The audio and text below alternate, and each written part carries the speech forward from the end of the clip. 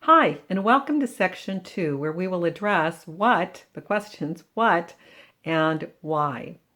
First of all, why do you want to teach? And then what would you like to teach? And so let's talk about the first one, why it's important to teach. Teaching is a noble service by which we can touch the lives of others. By teaching, we help others.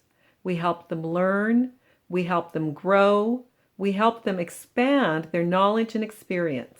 This in turn helps them to gain knowledge and develop skills that will help them get ahead in life. This may also provide them with the opportunity for personal and professional growth. Therefore, by teaching, we help others grow. It doesn't end there, however. When we teach, we serve ourselves as well. How, you might be wondering? By creating course content and teaching it to others, we grow from the process of doing so, both in creating the content for our course, but also through engaging with the students who enroll and engage in our classes.